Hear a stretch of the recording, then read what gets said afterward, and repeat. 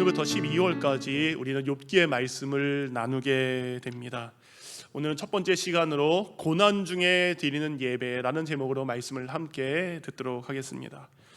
여러분, 욥기는요 정말로 극심한, 상상할 수 없는 엄청난 비극을, 고난을 겪은 한 남자 욥의 이야기를 기록을 하고 있습니다.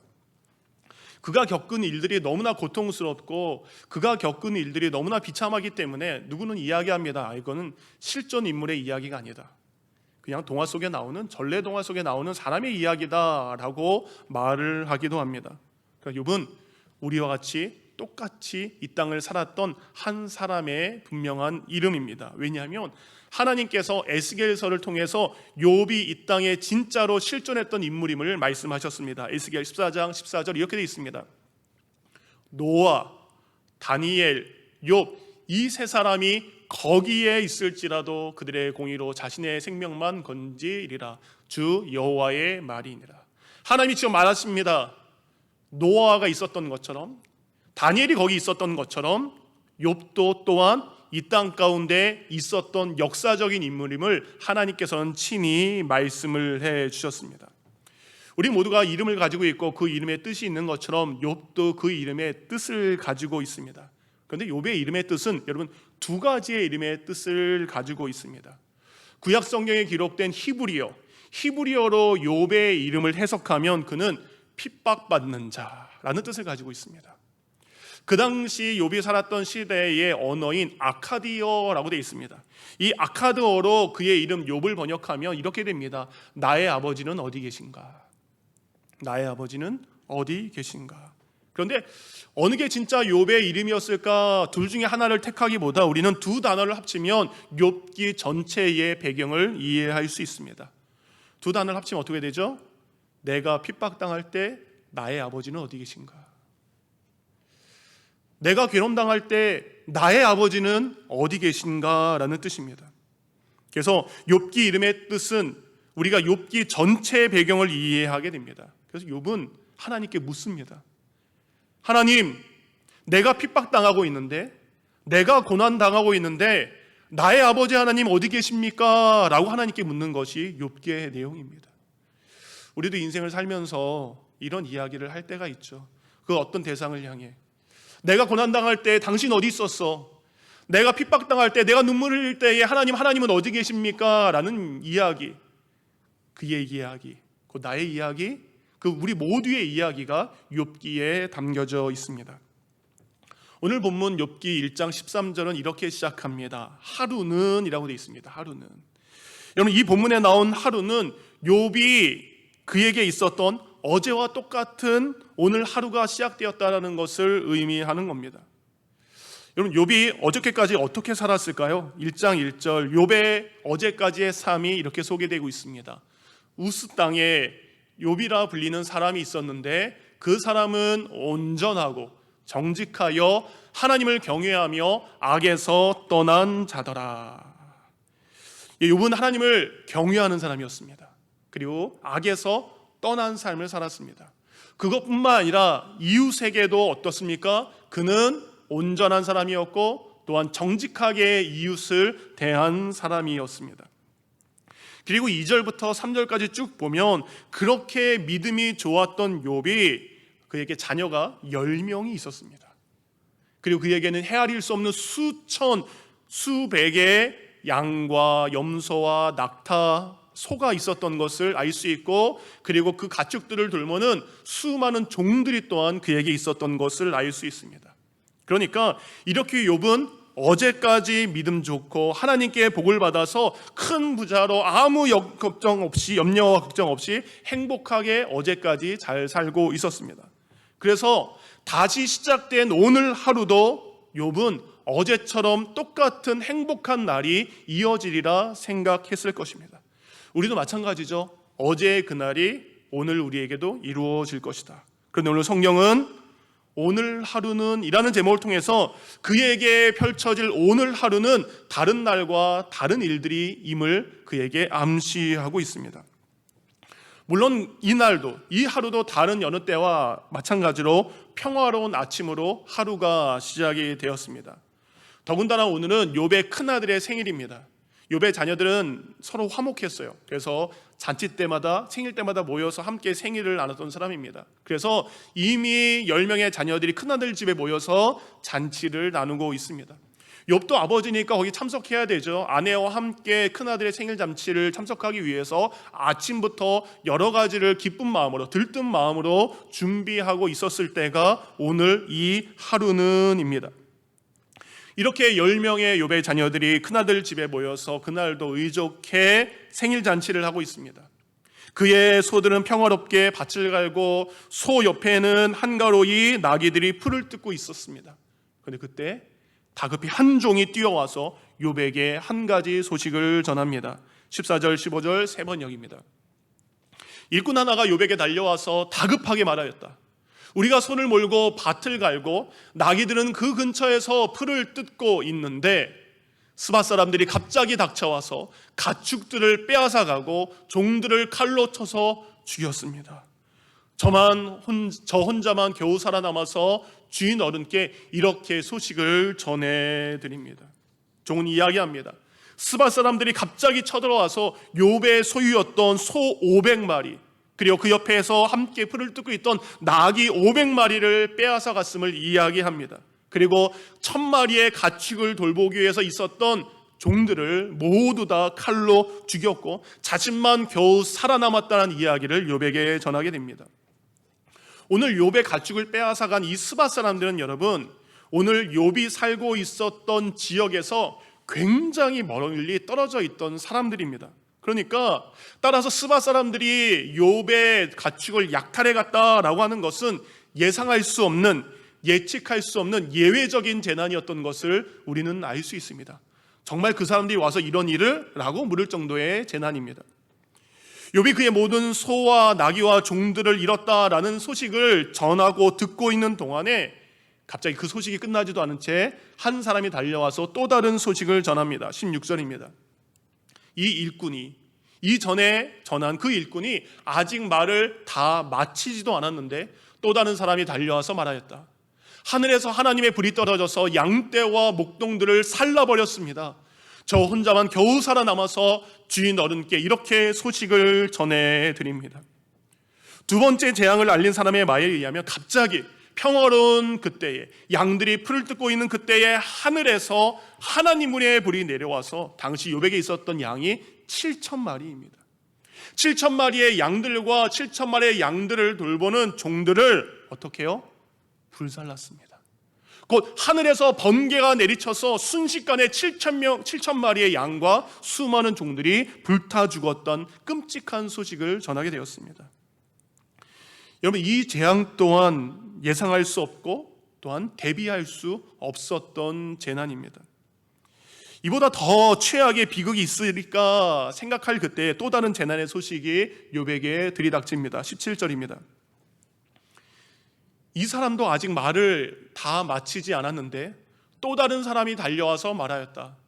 갈대아 사람 세 무리가 갑자기 낙타떼에서 달려들어서 모두 끌어다가 종들을 칼로 쳐서 죽였습니다. 저 혼자만 겨우 살아남아서 주인 어른께 이렇게 소식을 전해드립니다. 이전 사람들이 말을 마치지 않았는데 다른 사람이 와서 이야기합니다. 당시 욥에게는 낙타가 3,000마리였습니다. 3,000마리의 낙타가 있었는데 갈대아 사람들이 와서 그 모든 것을 끌고 갔습니다. 그리고 3,000마리의 낙타를 돌보고 있는 그 종들 또한 칼로 다 죽였고 겨우 저만 살아남았습니다. 여러분, 한 민족이, 갈대아 사람이란 한 민족이 한 가족을 공격한 사건입니다.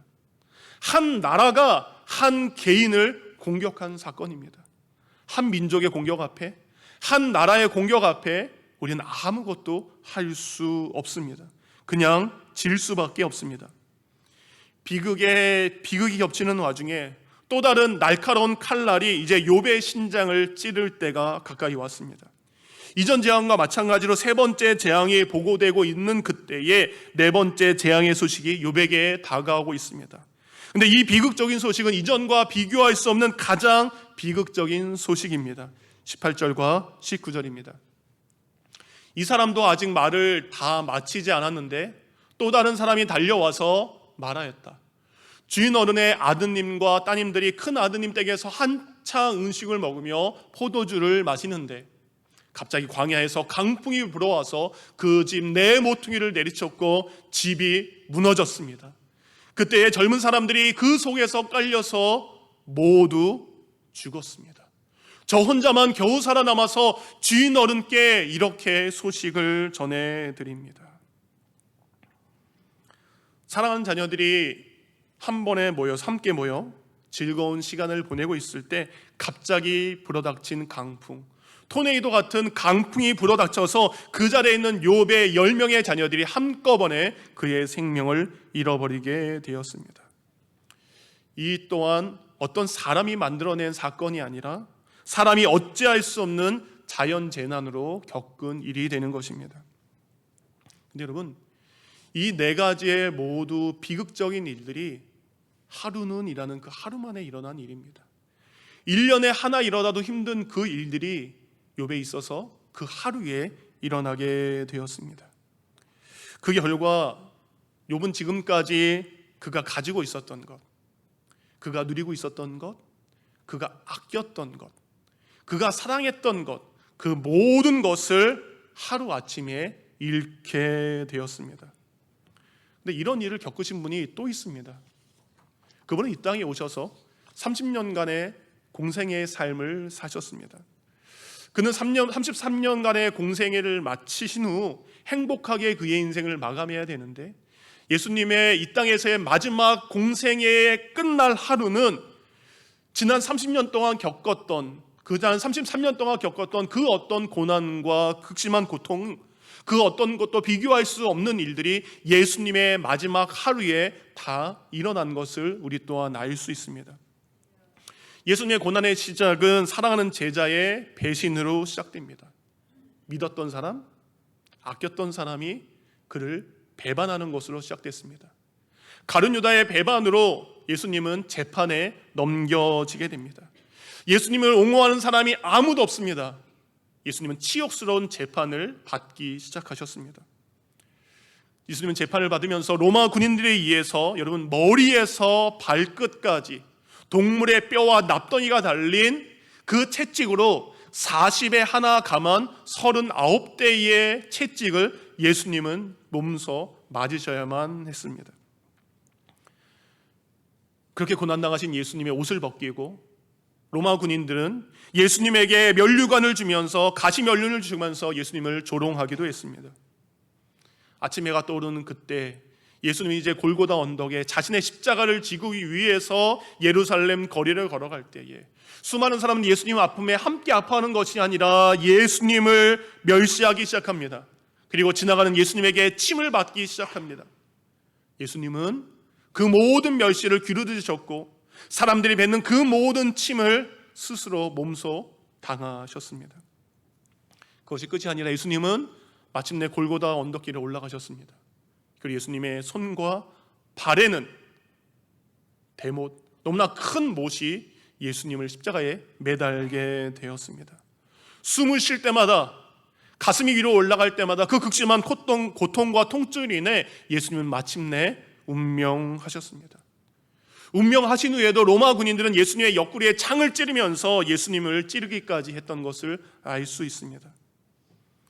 이 모든 일도 예수님이 하루 동안 겪으셨던 일들입니다. 어제 새벽 본문을 보면, 어제 큐티 본문을 보면 사단에 의해서 욥의 고난이 시작된 것처럼 우리는 알 수 있습니다. 근데 하나님께서는 사단이 알지 못하는 크고 놀라운 일을 행하기 위해서 오늘 욥에게 고난의 과정을 시작하셨습니다. 곧 하나님께서는 욥이 당하는 고난을 통해서 또한 욥이 그 고난 가운데 드리는 그 예배를 통해서 아무 죄도 없이 우리 인류를 위해서 이 땅에 오신 예수 그리스도, 곧 예수님의 모습을 우리는 욥의 고난을 통해, 욥의 예배를 통해 예수님을 볼 수 있습니다. 곧 욥이 고난 가운데서 하나님의 뜻을 이룬 것처럼 우리 예수님께서도 십자가의 고난의 뜻을 이루신 것을 알 수 있습니다. 곧 여러분이 성경을 보시면 창세기부터 요한계시록 어디를 펴더라도 그곳에서 예수 그리스도를 발견해야 됩니다. 구약 성경은 오실 예수님에 대한 기록, 신약 성경은 오신 예수님에 대한 기록입니다. 그리고 그 성경의 기록에는 하나님의 섭리와 하나님의 뜻이 담겨 있음을 우리는 말씀을 통해 깨달아 가야 됩니다. 그렇게 여러분, 우리도 어느 날 갑자기 욥과 같은 일들이, 그리고 예수님이 겪으셨던 그 감당할 수 없는 일들이 정말 나에게도 찾아온다면 우리는 그때 어떻게 해야 될까? 이미 여러분 지금까지 살면서 어느 날 갑자기 내가 겪을 수 없는, 내가 감당할 수 없는, 내가 이겨낼 수 없는 수많은 고통을 여러분 이미 겪으셨으리라 생각이 됩니다. 욥에게 찾아온 이 고난 또한 그가 예상할 수 없었고, 그가 생각할 수 없었고, 그가 준비하지 못한 채 이 모든 일을 겪어야만 했습니다. 그래서 욥은 이 소식을 들을 때에 가만히 듣고 있을 수밖에 없었습니다. 여러분, 우리도 갑자기 찾아온 고난 앞에 아무것도 할 수 없었을 때가 있었습니다. 어저께까지 건강하신 부모님이 편찮으셨습니다. 어제까지 너나 건강했던 내 아내와 내 남편이 갑자기 질병 앞에 무너지는 모습을 볼 때가 있습니다. 열심히 살아가던 우리의 자녀가 성공할 것 같았었는데 갑자기 나의 자녀에게 찾아온 실패가 있을 수도 있습니다. 지금 2020년과 2021년 온 인류가 겪고 있는 이 코로나 전염병도 우리가 어떻게 할 수 없어서 처음에 너무나 힘들어했습니다. 나라에게 일어난 전쟁, 그리고 민족에게 찾아온 경제적인 붕괴 속에서 여러분, 내가 할 수 있는 것은 아무것도 없습니다. 그렇게 욥처럼 우리가 감당할 수 없는 일들이 내게 닥쳐왔을 때 우리는 어떻게 해야 됩니까? 오늘 본문에 욥기 1장 20절부터 23절까지 있었던 욥의 모습을 통해 우리가 어떻게 해야 되는지 그 답을 발견하는 시간이 되기를 원합니다. 20절, 고난이 찾아왔을 때 욥은 이렇게 했습니다. 함께 있습니다. 시작. 욥이 일어나 겉옷을 찢고 머리털을 밀고 땅에 엎드려. 여러분, 성경에서 옷을 찢는 것, 그리고 머리를 미는 것은 머리를 민과 동시에 머리를 뜯는 것입니다.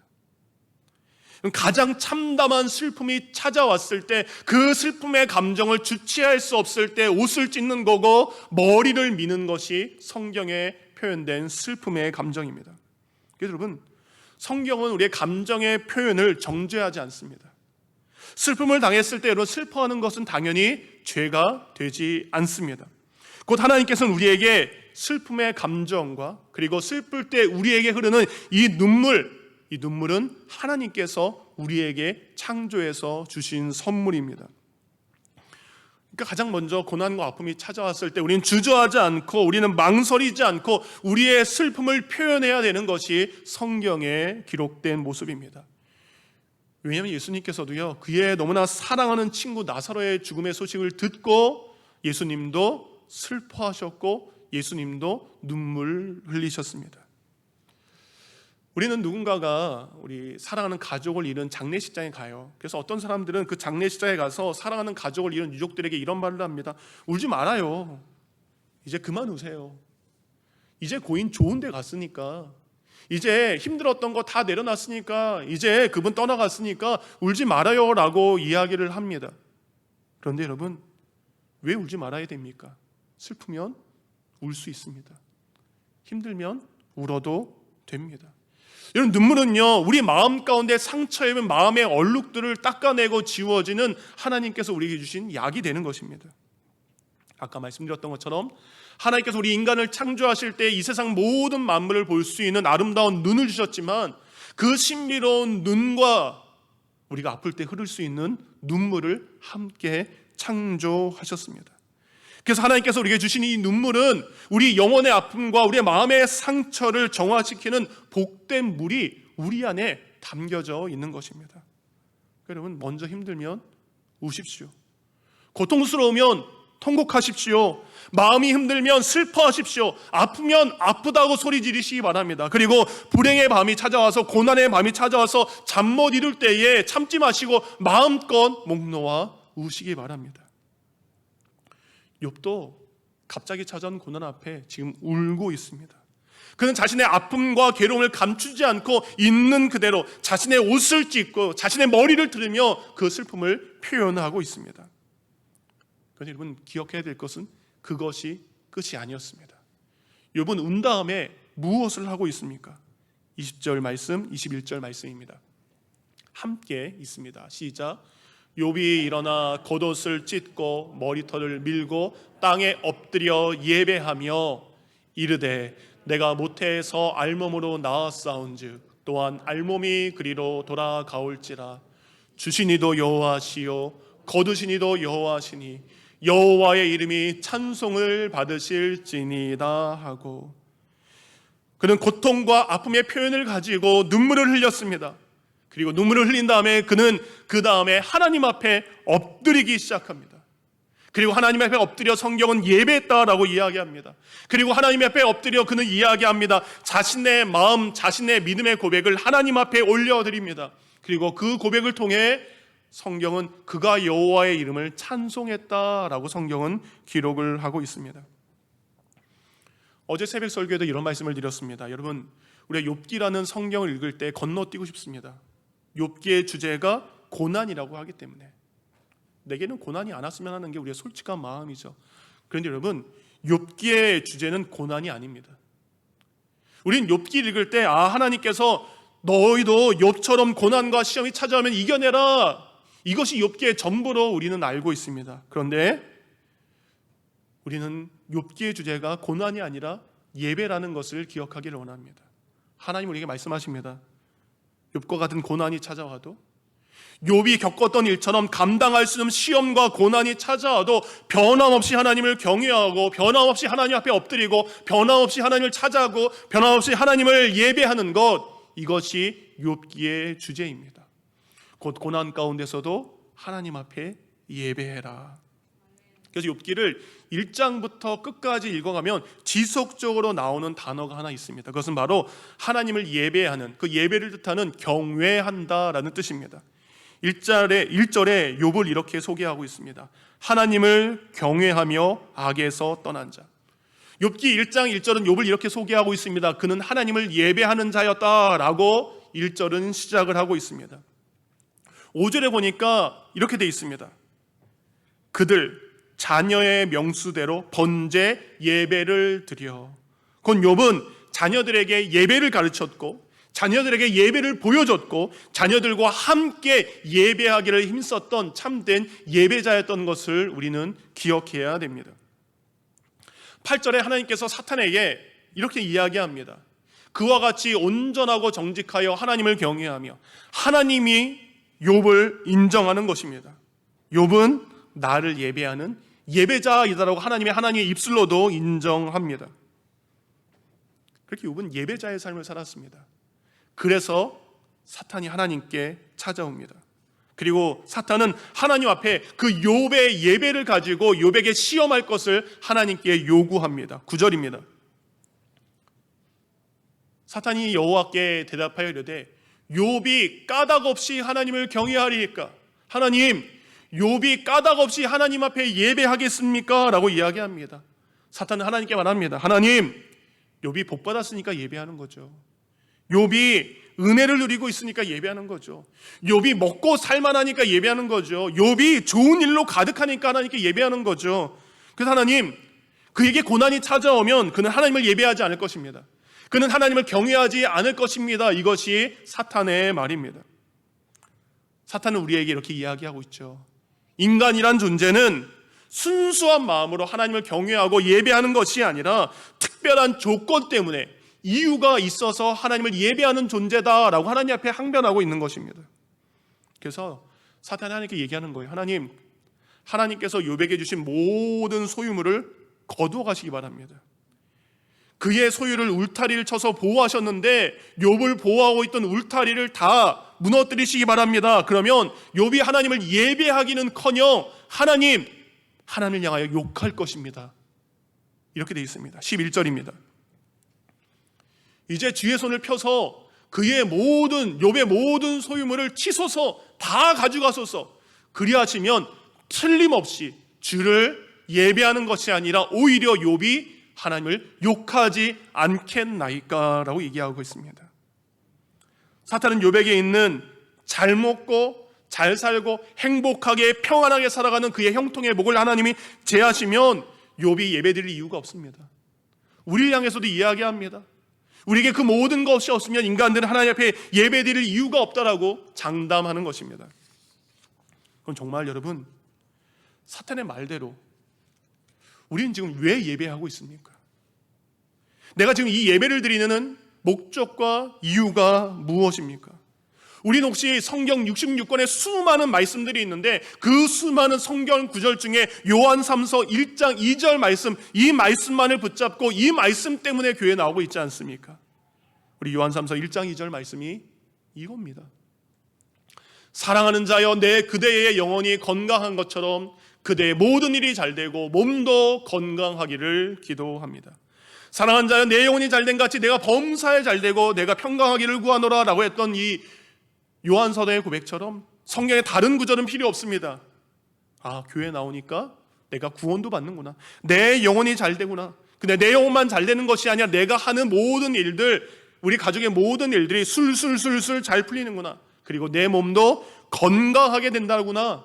그래서 우리는 성경 모든 말씀 중에 이 말씀만을 붙잡고, 그래서 이 이유 때문에 우리가 교회 와서 예배 드리는 게 1순위 아닙니까? 나의 창조주, 나의 구원주, 그 하나님 그분 자체로 기뻐하고 예배하는 것이 아니라 예배 드려야 될 까닭이 있고 예배 드려야 될 이유가 있어서 우리는 예배하고 있지는 않습니까? 혹시 내가 그렇게 예배하고 있는지 우리의 믿음을 돌아보기를 원합니다. 욥은 감당할 수 없는 고난과 슬픔 가운데 옷을 찢고 머리털을 밀었지만 거기에 멈추지 않고 하나님 앞에 엎드렸습니다.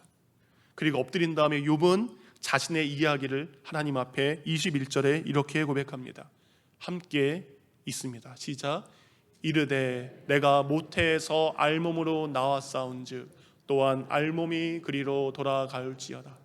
주신 이도 여호와시요 거두신 이도 여호와시오니 여호와의 이름이 찬송을 받으실지니이다 하고 아멘. 욥은 처음엔 슬퍼했지만 이제 하나님 앞에 엎드려서 욥은 자신에게 있는 믿음의 고백을, 입술의 고백을 두 가지를 올려드립니다. 첫 번째, 그는 고백합니다. 하나님, 내가 어머니 뱃속에서 알몸으로 나왔던 사람이죠. 그러기에 이제 내 모든 소유물을 잃은 알몸이 되고 그 상태에서 돌아간다 할지라도 저는 하나님께서 지으신 그런 피조물일 수밖에 없다라는 고백입니다. 우리가 부모님에게 나올 때 우리는 아무것도 가지지 나오지 않았던 사람들입니다. 그리고 우리의 인생을 살다가 우리 코끝에 호흡이 멈추는 날도 아무것도 가지지 못하고 다시 돌아가야 될 존재임을 고백하는 것입니다. 그리고 욥이 고백하는 거예요. 하나님, 처음에 내가 아무것도 가지고 나오지 않았기에 아무것도 지금 가지고 있지 않아도 하나님을 원망하지 않겠습니다 라는 고백입니다.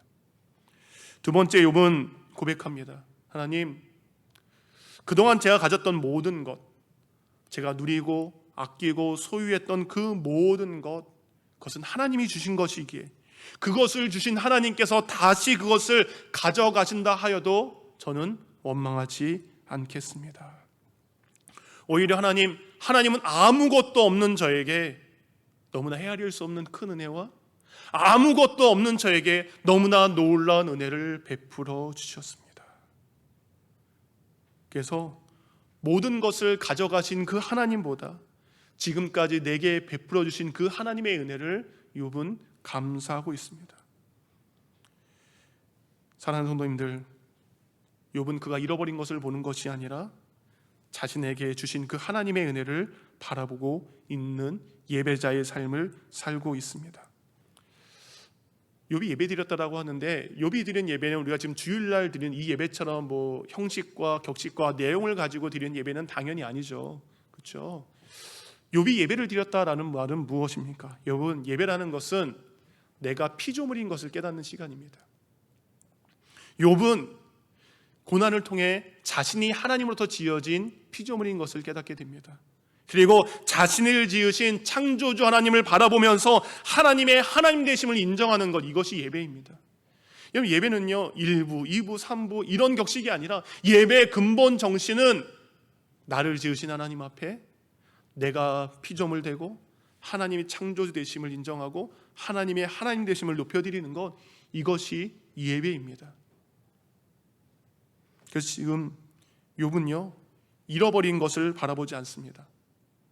사라진 것을 바라보지 않습니다. 욥은 여전히 자신을 창조하신 하나님을 바라보며 예배자의 삶을 살아가고 있습니다. 사랑하는 성도님들, 여러분 이렇게 사실 수 있으시겠어요? 이렇게 엄청난 고난과 슬픔 앞에 이거는 욥이니까 가능한 거죠. 예수님이니까 이게 가능한 거지. 어떻게 욥처럼 삽니까? 어떻게 예수님처럼 우리는 그렇게 할 수 없습니다 라고 이야기합니다. 근데 여러분 정말 할 수 없을까요? 성경에 나온 욥처럼 살았던 한 사람의 이야기를 여러분에게 말씀드리면서 설교를 마치려고 합니다.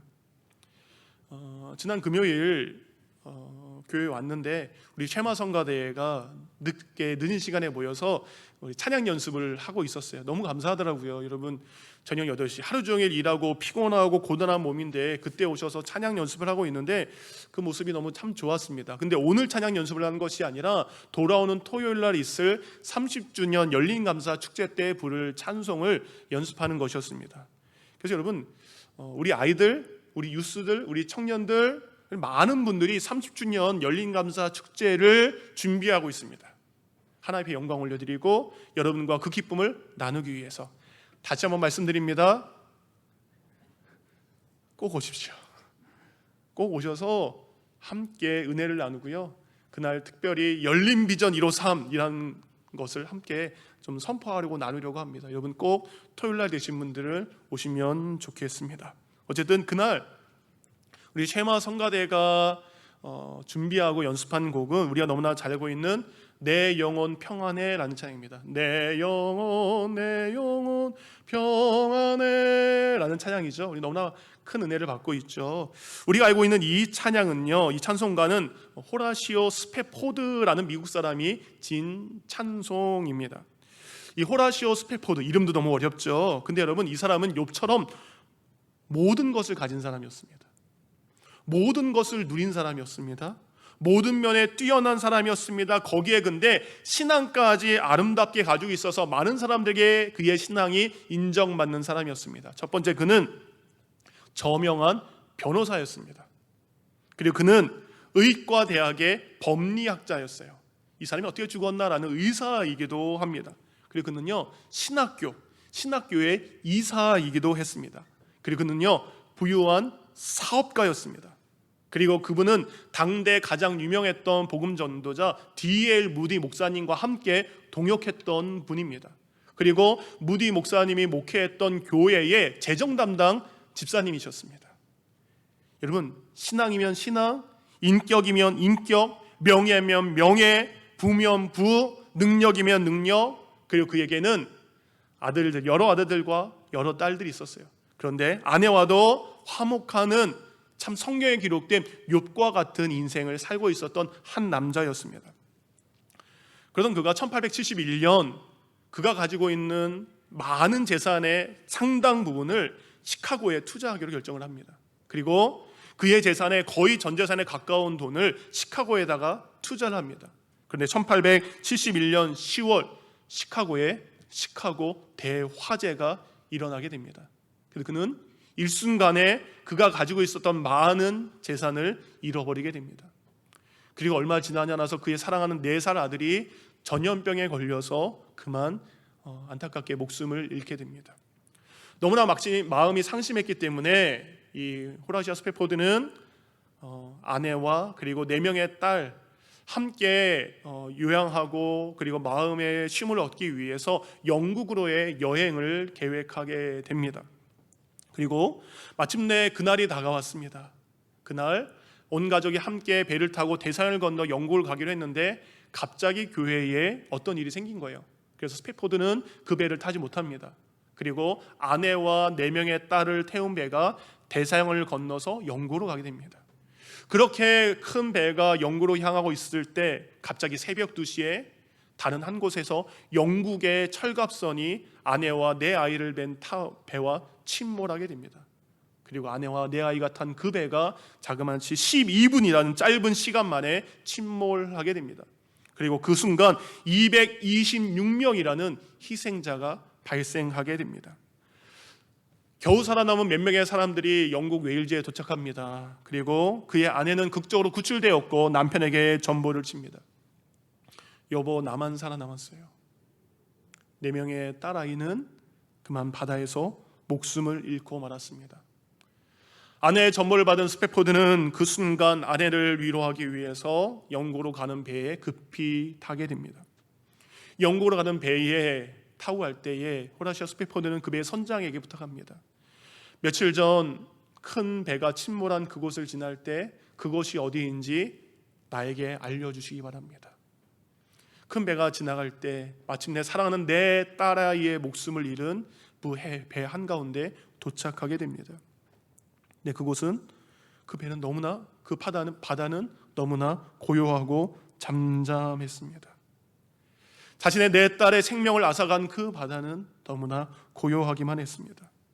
그 순간 호라시오는 어쩔 수 없는 이 마음의 고통을 가지고 선실로 돌아와서 부르짖기 시작합니다. 하나님, 누구보다도 하나님을 사랑했습니다. 누구보다도 하나님의 뜻대로 살기로 했었습니다. 누구보다도 이웃을 섬겼습니다. 누구보다도 하나님의 교회에 열심히 봉사했습니다. 근데 저의 전 재산 뺏어간 것 이해할 수 있습니다. 나의 사랑하는 4살 아들을 거두어 가신 것도 이해할 수 있습니다. 그러나 남은 나의 4명의 딸까지 거두어 가신 것, 하나님은 정녕 저를 버리신 것입니까? 라고 그는 하나님 앞에 울부짖기 시작합니다. 그는 슬픔과 분노로 하나님을 향해서 이야기하기 시작합니다. 그렇게 울고 그렇게 한참을 하나님 앞에 울부짖고 있는 그때에 알 수 없는 평안이, 알 수 없는 마음이 그의 영혼과 그의 마음을 감싸는 것을 경험했다고 그는 고백하게 됩니다. 이전까지 느껴보지 못했던 평화로움이 그를 감싸는 것을 그는 고백하게 됩니다. 알 수 없는 평화가 임한 그때에 호라시오 스패포드는 그 마음속에 떠오르는 영적인 감동의 펜을 들어 다음과 같은 글을 적어가기 시작했습니다. 평화가 강같이 내 길에 따를 때나 슬픔이 파도처럼 굽이칠 때 나의 운명이 무엇이든 간에 주께서 내게 이렇게 말하라고 가르쳤도다. 평안해, 내 영혼 평안해. 내 영혼 평안해, 평안해, 내 영혼 평안해. 호라시오는 욕과 같은 처절한 상실의 고통 속에서 하나님의 임재를 경험하게 됩니다. 성령의 임재를 경험하게 됩니다. 그리고 그는 그 눈물 후에, 그 고통 후에 하나님의 임재로 말미암아 그는 하나님을 찬양하는 믿음의 고백을 쓰게 됩니다.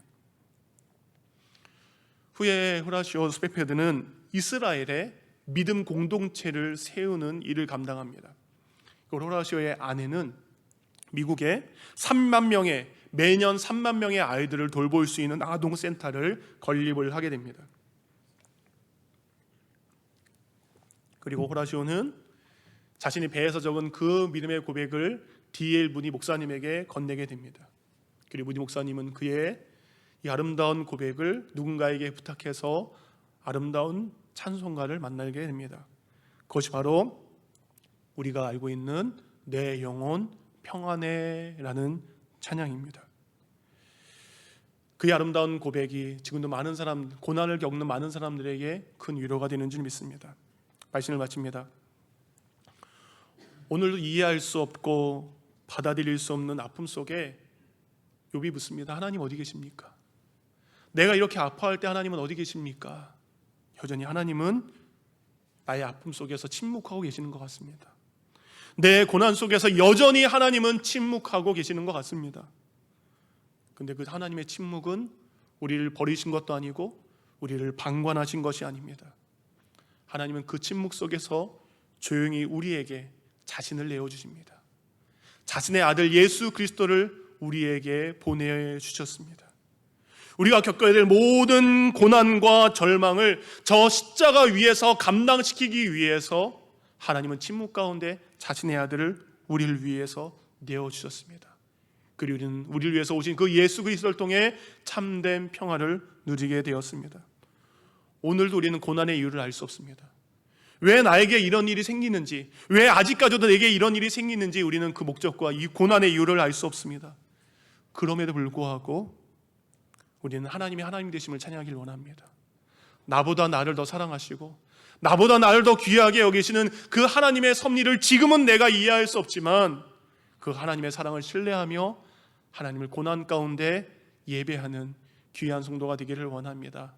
우리 사랑하는 성도님들, 욥에 드린 고난의 시간, 그가 드린 예배를 통해 그는 마침내 보게 됩니다.